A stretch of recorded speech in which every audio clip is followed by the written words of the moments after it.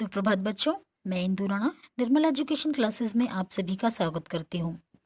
आज हम पानी की कहानी भाग 2 करेंगे। इससे पहले भाग में आपने पढ़ा कि किस प्रकार पानी की बूंद व्यक्ति के हाथ पर आ गई थी और वो अपनी कहानी अपनी ही जुबानी उस व्यक्ति को सुना रही है जो कि लेखक है। तो आइए प्रारंभ करते हैं। मैं लगभग 3 दिन तक यह सांसत भोगती रही।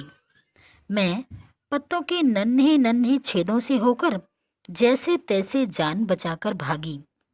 मैंने सोचा था कि पत्ते पर पहुंचते ही उड़ जाऊंगी, परंतु बाहर निकलने पर ज्ञात हुआ कि रात होने वाली थी और सूर्य जो हमें उड़ने की शक्ति देते हैं जा चुके हैं और वायुमंडल में इतने जल कण उड़ रहे हैं कि मेरे लिए वहां स्थान नहीं है। तो मैं अपने भाग्य पर भरोसा कर पत्तों पर ही सिकुड़ी पड़ी रही। अभी जब तुम्हें देखा तो जान में जान आई और रक्षा पाने के लिए तुम्हारे हाथ पर कूद पड़ी। इस दुख तथा भावपूर्ण कहानी का मुझ पर बड़ा प्रभाव पड़ा। अब यहाँ पर मुझ शब्द लेखक के लिए प्रयुक्त किया गया है। मैंने कहा, जब तक तुम मेरे पास हो कोई पत्ता तुम्हें न छू सकेगा। भैया, तुम्हें इसके लिए धन्यवाद है।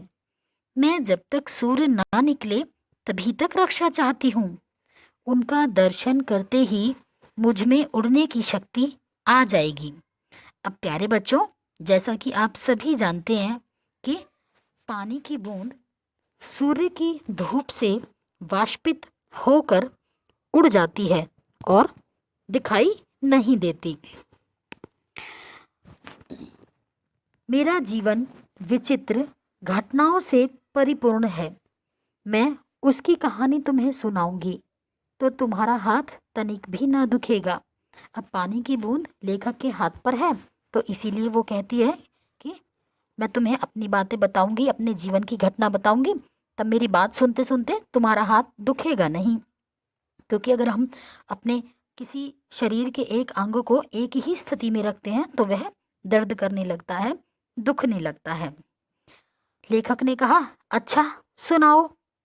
बहुत दिन हुए मेरे पुरखे हद्रजन और ओशजन नामक 2 गैसें सूर्यमंडल में लपटों के रूप में विद्यमान थीं।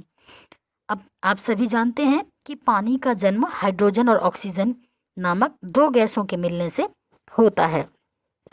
सूर्यमंडल अपने निश्चित मार्ग पर चक्कर काट रहा था। वे दिन थे जब हमारे ब्रह्मांड में उथल पुथल हो रही थी। अनेक ग्रह और उपग्रह बन रहे थे।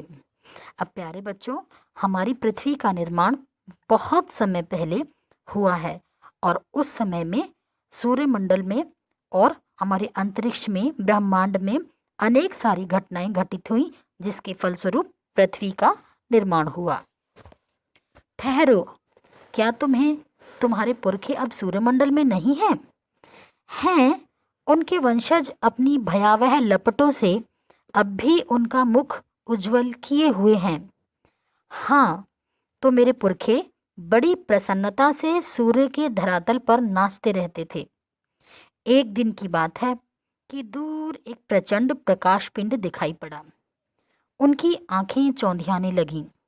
यह पिंड बड़ी तेजी से सूर्य की ओर बढ़ रहा था। ज्यों-ज्यों पास आता जाता था, उसका आकार बढ़ता जाता था। यह सूर्य से लाखों गुना बड़ा था। उसकी महान आकर्षण शक्ति से हमारा सूर्य कांप उठा। ऐसा ज्ञात हुआ कि उस ग्रहराज से टकराकर हमारा सूर्य चूर्ण हो जाएगा, अर्थात हमारा सूर्य पूर्णतया नष्ट हो जाएगा। वैसा न हुआ। वह सूर्य से सहस्त्रों मील दूर से ही घूम चला, परंतु उसकी भीषण आकर्षण शक्ति के कारण सूर्य का एक भाग टूटकर उसके पीछे चला। सूर्य से टूटा हुआ भाग इतना भारी खिंचाव न संभाल सका और कई टुकड़ों में टूट गया। उन्हीं में से एक टुकड़ा हमारी पृथ्वी है। यह प्रारंभ में एक आग का बड़ा गोला थी। ऐसा? परंतु उन लपटों से तुम पानी कैसे बनी? मुझे ठीक पता नहीं। हाँ, यह सही है कि हमारा ग्रह ठंडा होता चला गया। अब बच्चों, आप तो सभी जानते हैं कि पृथ्वी जो है वो पहले एक आग का एक गर्म गोला थी और वो सूर्य से टूटकर ही अलग हुई थी। जिस प्रकार इस पानी की बूंद ने बताया है, ठीक उसी प्रकार। और मुझे याद है कि अरबों वर्ष पहले मैं हाइड्रोजन और ओशजन के रासायनिक क्रिया के कारण उत्पन्न हुई हूँ। उन्होंने आपस में मिलकर अपना प्रत्यक्ष अस्तित्व गंवा दिया है और मुझे उत्पन्न किया है, अर्थात हाइड्रोजन और ऑक्सीजन स्वयं में समाप्त हो गए और उनके मिलने से पानी का जन्म हुआ। मैं इन दिनों भाप के रूप में पृथ्वी के चारों ओर घूमती फिरती थी। उसके बाद न जाने क्या हुआ। जब मुझे होश आया तो मैंने अपने को ठोस बर्फ के रूप में पाया। मेरा शरीर पहले भाप रूप में था, वह अब अत्यंत छोटा हो गया था। वह पहले से कोई 17वां भाग रह गया था। मैंने देखा मेरे चारों ओर मेरे असंख्य साथी बर्फ बने पड़े थे। अब ये तो आप सभी जानते हैं कि भाप ठंडी होकर पानी का रूप निर्माण करती है और अगर बहुत ज़्यादा ठंडी हो जाए तो वो बर्फ बन जाती है। जहाँ तक दृष्टि जाती थी, बर्फ के अतिरिक्त कुछ दिखाई न पड़ता था। जिस समय हमारे ऊपर सूर्य की किरणें पड़ती थीं तो सौंदर्य बिखर पड़ता था। हमारे कितने साथी ऐसे भी थे जो बड़ी उत्सुकता से आंधी में ऊंचा उड़ने, उछलने कूदने के लिए कमर कसे तैयार बैठे रहते थे। बड़े आनंद का समय रहा होगा वहाँ, बड़े आनंद का। कितने दिनों तक? लेखक ने सवाल किया। कितने दिनों तक? बूंद ने उत्तर दिया, कई लाख वर्षों तक। अब लेखक ने चौंक कर कहा, कई लाख? फिर पानी की बूंद ने कहा, हाँ, चौंको नहीं, मेरे जीवन में 100-200 वर्ष दाल में नमक के समान भी नहीं है। मैंने ऐसे दीर्घजीवी से वार्तालाप करते जान अपने को धन्य माना। लेखक कह रहे हैं कि मैंने सोचा कि भाई ये तो बहुत लंबे समय से जीवित है, तो मैं खुद को धन्य मान गया कि हाँ भाई, मैंने तो इतने लंबे समय से जीवित रहने वाले से बात की है। और ओस की बूंद के प्रति मेरी श्रद्धा बढ़ चली। हम शांति से बैठे एक दिन हवा से खेलने की कहानियां सुन रहे थे कि अचानक ऐसा अनुभव हुआ मानो हम सरक रहे हों। सबके मुख पर हवाइयां उड़ने लगी, अर्थात सभी घबरा गए। अब क्या होगा? इतने दिन आनंद से काटने के पश्चात अब दुख सहन करने का साहस हम में न था। बहुत पता लगाने पर हमें ज्ञात हुआ कि हमारे भार से ही हमारे नीचे वाले भाई दबकर पानी हो गए हैं। उनका शरीर ठोसपन को छोड़ चुका है और उनके तरल शरीर पर हम फिसल चले हैं। मैं कई मास समुद्र में इधर उधर घूमती रही। फिर एक दिन गर्म धारा से भेंट हो गई।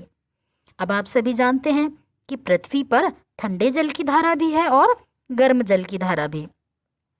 धारा के जलते अस्तित्व को ठंडक पहुंचाने के लिए हमने उसकी गर्मी सोखनी प्रारंभ कर दी और इसके फलस्वरूप मैं पिघल पड़ी। अब गर्म धारा थी और ओस की बूंद ठंडी थी, तो वो बर्फ के रूप में थी, तो वो पिघलने लगी और पानी बनकर समुद्र में मिल गई। समुद्र का भाग बनकर मैंने जो दृश्य देखा वह वर्णनातीत है, अर्थात वर्णन करने योग्य है।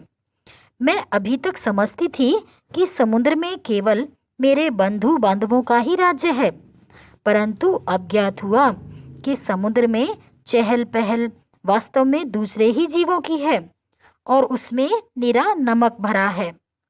पहले पहल समुद्र का खारापन मुझे बिल्कुल भी नहीं भाया, जी मचलाने लगा। पर धीरे धीरे सब सहन हो चला। पानी की बूंद सोचती थी कि समुद्र में सिर्फ पानी ही पानी है, किंतु जब वह समुद्र में गई तब उसे पता चला कि पानी के नीचे, समुद्र में पानी के नीचे वन, पहाड़, घाटियां और दूसरे ऐसे अनेक जीव जंतु हैं जो दुर्लभ हैं। एक दिन मेरे जी में आया कि मैं समुद्र के ऊपर तो बहुत घूम चुकी हूँ, भीतर चलकर भी देखना चाहिए कि क्या है। इस कार्य के लिए मैंने गहरे जाना प्रारंभ कर दिया। अब पानी की बूंद पहले तो समुद्र में ऊपर ऊपर थी, लेकिन अब वो धीरे धीरे नीचे जाने लगी। मार्ग में मैंने विचित्र विचित्र जीव देखे। मैंने अत्यंत धीरे धीरे रेंगने वाले घोंघे, जालीदार मछलियां, कई कई मन भारी कछुए और हाथों वाली मछलियां देखी। एक मछली ऐसी देखी जो मनुष्य से कई गुना लंबी थी और उसके 8 हाथ थे। वह इन हाथों से अपने शिकार को जकड़ लेती थी। मैं और गहराई की खोज में किनारों से दूर गई तो मैंने एक ऐसी वस्तु देखी कि मैं चौंक पड़ी। अब पानी की बूंद ने क्या देखा कि समुद्र में एक ऐसी मछली है जिसके सिर में लाइट लगी हुई है, प्रकाश वहां से निकल रहा है। अब तक समुद्र में अंधेरा था, सूर्य का प्रकाश कुछ ही भीतर तक था और बल लगाकर देखने के कारण मेरे नेत्र दुखने लगे थे। मैं सोच रही थी कि यहाँ पर जीवों को कैसे दिखाई पड़ता होगा कि सामने ऐसा जीव दिखाई पड़ा मानो कोई लालटेन लिए घूम रहा हो। यह एक अत्यंत सुंदर मछली थी। इसके शरीर से एक प्रकार की चमक निकलती थी जो इसे मार्ग दिखलाती थी। इसका प्रकाश देखकर कितनी छोटी छोटी अनजान मछलियां इसके पास आ जाती थी और यह जब भूखी होती थी तो पेट भर उनका भोजन करती थी। लेखक ने कहा, विचित्र है। जब मैं और नीचे समुद्र की गहरी तह में पहुंची तो देखा कि वहां भी जंगल हैं। छोटे ठिगने मोटे पत्ते वाले पेड़ बहुतायत से उगे हुए हैं। वहां पर पहाड़ियां हैं, घाटियां हैं। इन पहाड़ियों की गुफाओं में नाना प्रकार के जीव रहते हैं जो निपट अंधे तथा महाआलसी हैं। यह सब देखने में मुझे कई वर्ष लगे। जी में आया कि ऊपर लौट चलें, परंतु प्रयत्न करने पर जान पड़ा कि यह असंभव है। अब पानी की बूंद समुद्र में बहुत गहराई में चली गई थी। मेरे ऊपर पानी की कोई 3 मील मोटी तह थी। मैं भूमि में घुसकर जान बचाने की चेष्टा करने लगी। यह मेरे लिए कोई नई बात न थी। करोड़ों जल कण इसी भांति अपनी जान बचाते हैं और समुद्र का जल नीचे धंसता जाता है। अब समुद्र के अंदर जो चट्टानें थी, पानी की बूंद उनमें जाने लगी। मैं अपने दूसरे भाइयों के पीछे पीछे चट्टान में घुस गई। कई वर्षों में कई मील मोटी चट्टान में घुसकर हम पृथ्वी के भीतर एक खोखले स्थान में निकले और एक स्थान पर इकट्ठा होकर हम लोगों ने सोचा कि क्या करना चाहिए। कुछ की सम्मति में वहीं पड़ा रहना ठीक था, परंतु हम में कुछ उत्साही युवा भी थे। वे एक स्वर में बोले, हम खोज करेंगे, पृथ्वी के हृदय में घूम घूम कर देखेंगे कि भीतर क्या छिपा हुआ है। अब पानी की बूंद के जो कुछ उसके भाई बंधु थे और उत्साहित थे, युवा थे, उन्होंने निश्चय किया कि हम और भी पृथ्वी की तह में जाएंगे और ढूंढेंगे कि पृथ्वी के नीचे क्या क्या होता है। अब हम शोर मचाते हुए आगे बढ़े तो एक ऐसे स्थान पर पहुंचे जहां ठोस वस्तु का नाम भी न था। वहां देखना, अब सब कुछ तरल अवस्था में मिलेगा बूंद को। बड़ी बड़ी चट्टानें लाल पीली पड़ी थीं और नाना प्रकार की धातुएं उधर उधर बहने को उतावली हो रही थीं। इसी स्थान के आसपास एक दुर्घटना होते होते बची। हम लोग अपनी इस खोज में इतने प्रसन्न थे कि अंधाधुंध बिना मार्ग देखे आगे बढ़ते जाते थे। इससे अचानक एक ऐसी जगह जा पहुंचे जहां तापक्रम बहुत ऊंचा था। यह हमारे लिए असह्य था। हमारे अगुआ कांपे और देखते देखते उनका शरीर ओशजन और हद्रजन में विभाजित हो गया। अब पानी की बूंद और उसके भाई बंधु ऐसे स्थान पर पहुंच गए जहां पर ज्वालामुखी फटने वाला था। पृथ्वी के नीचे सब कुछ वहां तरल अवस्था में था। बहुत ज्यादा गर्मी थी। सारी धातुएं पिघली हुई अवस्था में थी और पानी की जो बूंदें उस गर्म तापक्रम पर आई वो वहां पर ही भाप बन गई और ओशन और ऑक्सीजन और हाइड्रोजन में परिवर्तित हो गई। इस दुर्घटना से मेरे कान खड़े हो गए। मैं अपने और बुद्धिमान साथियों के साथ एक ओर निकल भागी। हम लोग अब एक ऐसे स्थान पर पहुंचे जहां पृथ्वी का गर्भ रह रह कर हिल रहा था। एक बड़े जोर का धड़ाका हुआ। हम बड़ी तेजी से बाहर फेंक दिए गए। हम ऊंचे आकाश में उड़ चले। इस दुर्घटना से हम चौंक पड़े थे।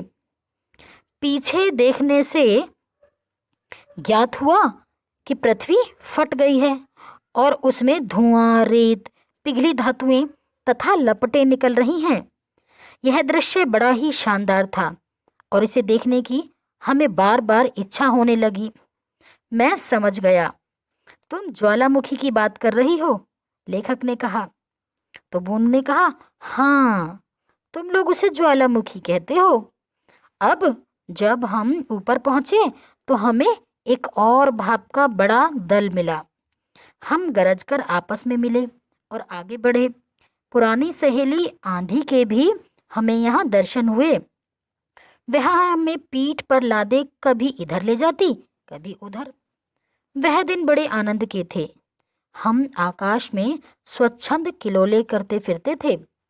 बहुत से भाप जलकणों के मिलने के कारण हम भारी हो चले और नीचे झुक आए और एक दिन बूंद बनकर नीचे कूद पड़े। मैं एक पहाड़ पर गिरी और अपने साथियों के साथ मैली कुचैली हो एक और को बह चली। पहाड़ों में एक पत्थर से दूसरे पत्थर पर कूदने और किलकारी मारने में जो आनंद आया वह भूला नहीं जा सकता। हम एक बार बड़ी ऊंची शिखर पर से कूदे और नीचे एक चट्टान पर गिरे। बेचारा पत्थर हमारे प्रहार से टूटकर खंड खंड हो गया। यह जो तुम इतनी रेत देखते हो, पत्थरों को चबा चबा कर हम ही बनाते हैं। अब ये तो आप सभी को पता होगा कि जब झरनों से बहुत तेज गति से पानी आता है तो पत्थर भी टूट जाते हैं और धीरे धीरे घिसकर रेत के रूप में परिवर्तित हो जाते हैं।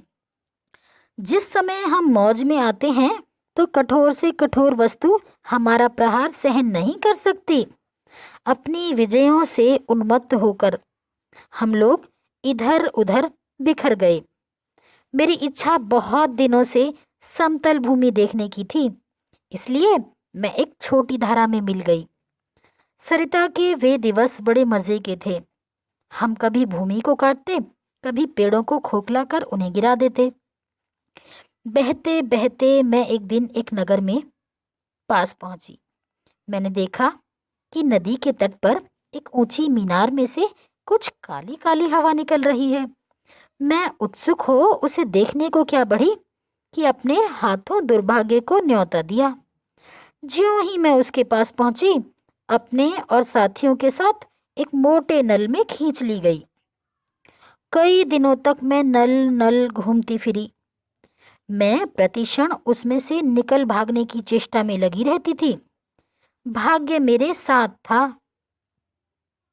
बस एक दिन रात के समय मैं ऐसे स्थान पर पहुंची जहां नल टूटा हुआ था।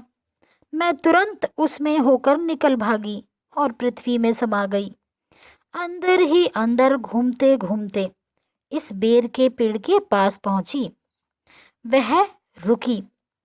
सूर्य निकल आए थे। लेखक ने कहा, बस।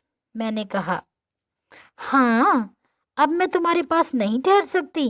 सूर्य निकल आए हैं, तुम मुझे रोक कर नहीं रख सकते।